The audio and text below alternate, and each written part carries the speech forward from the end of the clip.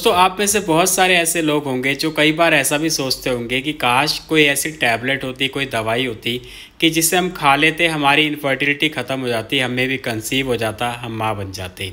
और ऐसा हो भी क्यों ना, क्योंकि देखिए जब डॉक्टर के पास आप ट्रीटमेंट कराने जाते हैं तो पैसे बहुत ज़्यादा लगते हैं और डॉक्टर आपको चक्कर पे चक्कर कटाते रहते हैं और रिज़ल्ट नहीं मिलता, टाइम वेस्ट होता है, वो अलग।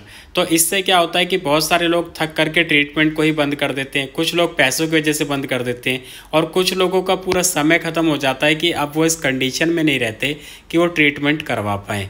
तो आज के इस वीडियो में आप लोगों को एक सीक्रेट मेडिसिन के बारे में बताने वाला हूँ।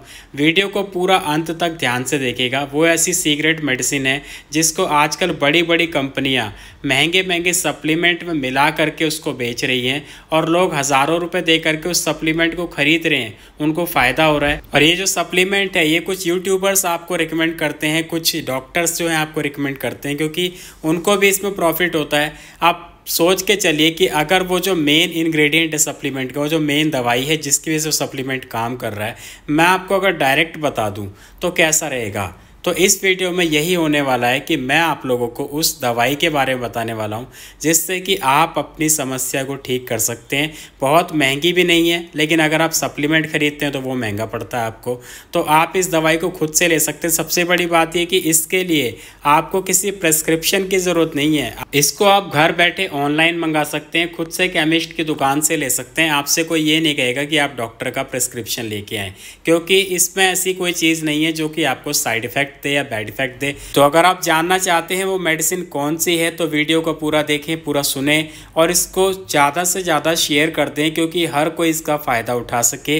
देखिए दोस्तों, लाइक करना, शेयर करना बिल्कुल फ्री होता है और आप कहीं ना कहीं अनजाने में भी किसी न किसी की हेल्प ही कर रहे होंगे, तो वीडियो को शेयर कर दें। नमस्कार दोस्तों, स्वागत है आप सभी का हमारे यूट्यूब चैनल आलोक फिटनेस आइडियाज़ में। तो चलिए शुरू करते हैं। दोस्तों ये जो दवाई है ये अगर आप लेने के लिए सोच रहे हैं तो सबसे पहले आपको ये 4 चीज़ें ध्यान रखनी है। ये 4 चीज़ें अगर आप समझ लेते हैं, फॉलो कर लेते हैं, तभी ये जो दवाई है आपको बेनिफिट देने वाली है।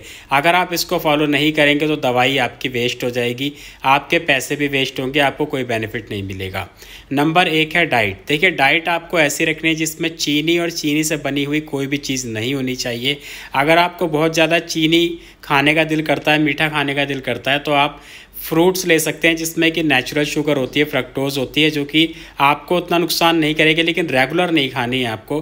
हफ्ते में 1 दिन आप थोड़ा बहुत खा सकते हैं। बहुत सारे लोग क्या करते हैं कि शुगर की क्रेविंग होती है तो वो शुगर फ्री टैबलेट या लिक्विड का इस्तेमाल करने लगते हैं, तो ये और भी ज़्यादा आपको नुकसान देगा। ये तो बिल्कुल भी आपको इस्तेमाल नहीं करना है। दूसरी चीज़ क्या है, ट्रांस फैट से आपको बचना है, जैसे कि तली हुई चीज़ें।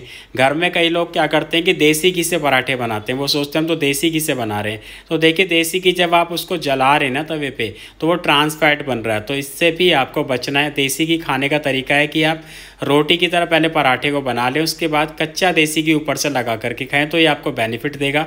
अदरवाइज़ आप इसको ट्रांस फैट की तरह यूज़ करेंगे तो ये आपको नुकसान करेगा।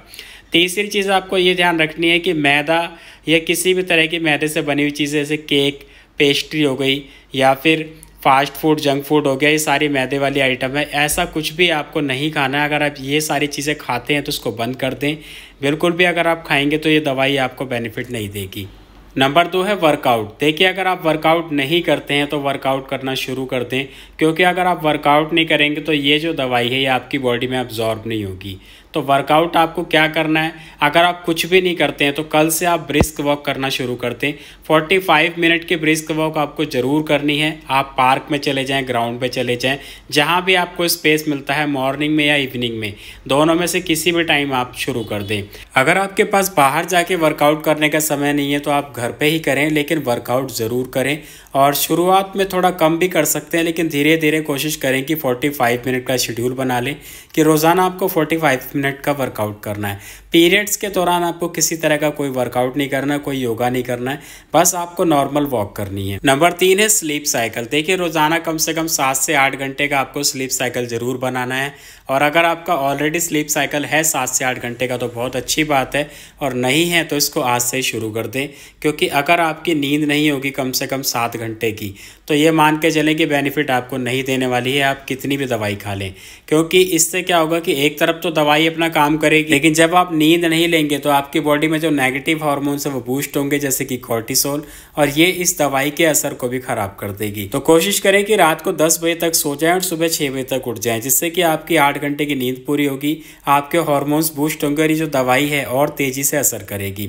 अच्छा, बहुत सारे लोग क्या करते हैं कि देर रात तक जागते हैं फिर सुबह देर तक सोते हैं, तो इससे भी आपको नुकसान है। कोशिश करें कि सनराइज होने से पहले पहले उठ जाएं, तो इससे आपके जो हार्मोन्स हैं वो बूस्ट होंगे और जब आप मॉर्निंग में वॉक करेंगे तो उसका फ़ायदा और भी ज़्यादा मिलेगा। नंबर 4 है दवाई खाने का टाइम और शेड्यूल। देखिए, यहाँ पे आपको एक चीज़ ध्यान रखनी है कि दवाई का एक जो टाइम आप बनाएंगे खाने का, वो हर दिन सेम रहना चाहिए। ऐसा नहीं कि आज आपने मॉर्निंग में 8 बजे खा ली, कल 11 बजे खा रहे हैं, परसों 5 बजे खा ली, तो ऐसा नहीं है। आपको सेम एक ही टाइम रखना है रेगुलर, जिससे क्या होगा कि एक बराबर टाइम का गैप होगा और दवाई आपकी बॉडी में अच्छे से एब्जॉर्ब हो पाएगी। एग्जाम्पल के तौर पे मान लीजिए आज आपने ब्रेकफास्ट किया और उसके बाद 8 बजे आपने मेडिसिन ले ली, तो कल सुबह भी 8 बजे ही आपको लेनी है। 2-4 मिनट आगे पीछे चल सकता है, लेकिन 1-2 घंटे का गैप करना ठीक नहीं है। तो आपको सेम एक ही टाइम रखना है रेगुलर। आप अपना टाइम बना लें। खाली पेट दवाई नहीं लेनी है, खाना खाने के बाद या ब्रेकफास्ट करने के बाद ही आपको दवाई लेनी है और सेम एक ही टाइम पे लेनी है। ये आप खुद से डिसाइड कर लें कि आप किस टाइम दवाई को लेंगे। तो अब बात करते हैं कि आखिर दवाई कौन सी है। देखिए, दवाई की अगर मैं बात करूं तो उसका मैं एक मेन फार्मूला आपके साथ में शेयर कर रहा हूं। दवाई बहुत सारी कंपनियां बनाती हैं अलग अलग नाम से, मैं आपके लिए 2-4 नाम भी सजेस्ट कर दूंगा, लेकिन पहले हम उसके फार्मूले की बात करते हैं। देखिए, वो जो फार्मूला है उसका नाम है मायो इनोसिटोल। इसको 2-3 चीज़ों के साथ में मिला के कंपनी बनाती है, जैसे कि vitamin D Cairo inositol, folic acid, और भी 1-2 चीज़ें अलग अलग कंपनियां अपने तरीके से ऐड करती हैं, लेकिन मेन जो इंग्रेडिएंट है वो है मायो इनोसिटोल। अब देखिए दोस्तों, ये इतना ज़्यादा इफेक्टिव है कि अगर किसी महिला के एग ग्रो नहीं कर रहे हैं, वो इसको लेती है तो उसके अंडे जो है ग्रो करने लग जाते हैं। अंडे रप्चर नहीं होते हैं तो अंडे रप्चर होने लगेंगे नेचुरल तरीके से। हार्मोन्स इम्बैलेंस रहते हैं तो हार्मोन्स भी बैलेंस होना शुरू हो जाएंगे। पीरियड्स रेगुलर रहते हैं, पीरियड्स रेगुलर होने लग जाएंगे। दूसरी बात कि पीएमएस की जो प्रॉब्लम रहती है प्री मेंस्ट्रुअल सिंड्रोम में, जैसे कि पीरियड आने से पहले चक्कर आना, उल्टी आना, जी में चलाना, ये सारी प्रॉब्लम में आप इसको इस्तेमाल कर सकते हैं।